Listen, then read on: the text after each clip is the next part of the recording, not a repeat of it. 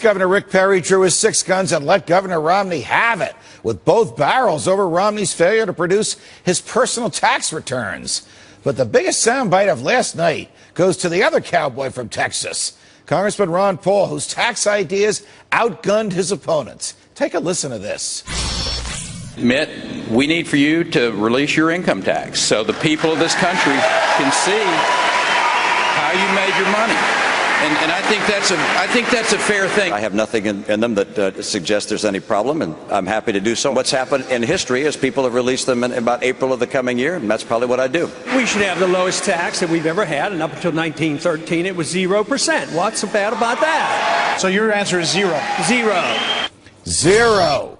Joining me now to discuss abolishing the income tax is a man who's no stranger to studying and analyzing taxes. He's Steve Moore, head of the editorial board of the Wall Street Journal and a good friend of the show. Steve, it's a pleasure. Welcome back to Freedom Judge, Watch. Great to be with you. Can we take Congressman Paul seriously at his word that were he to be nominated and then elected president, he would move to reduce the income tax rates to zero, or as he says, gradually abolish the income tax, shrink the government down to its constitutional size, and force it to go to other resources for cash?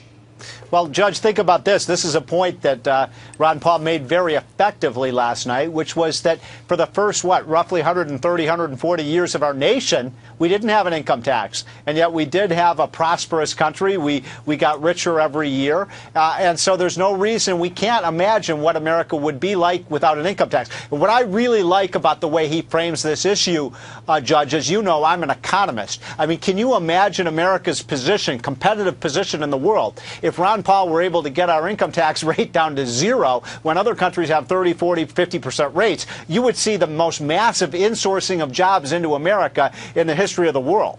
And everyone's wealth would increase as a result of that prosperity generated without the heavy hand of government. That's right. Now, you asked me the question, Judge, could he do it? Could we actually reduce government spending enough to eliminate the $1 trillion or so we raise each year for an income tax? That's a pretty heavy lift. I've been in this town for 27 years. It's hard enough to cut $100 billion out of the budget, let alone $1 trillion. But look, if Ron Paul were elected president, I believe he would have the moral authority and the mandate from voters to do this. To what do you attribute his popularity among young people, and to what do you attribute his remarkable popularity amongst active duty military, from whom he receives more political contributions than the other Republican candidates and the president? Well, I could speak about the young people because I have two young people in my home who are 18 and 19 years old who came home from college, over Christmas vacation with all these Ron Paul stickers and bumper stickers. And you know what? He just speaks to the aspirations of young people who understand that the wheels have come off this economy, that the income tax is an albatross around our neck, that government has become so large that the only jobs that are available for college graduates are now to go work for the Postal Service or work for the government. And you know what? The young people don't like that direction. They like his idealism. I liken this to sort of the idealism that on the other side of the aisle that Barack Obama had, as you recall, in 2008. He appealed to young people. Now we're getting those idealists moving more to the right. They've seen the failure of Obamonomics and big government, and they are very attracted to Ron Paul's limited government, low tax, more freedom agenda. You and I both believe that you own your own body and you ought to be able to put into your body whatever you want. Is it fair for the Gingrich, Santorum, and Romney crowd to disparage Ron Paul's young supporters, saying, the only thing they want is legalization of marijuana? That's the only thing they care about.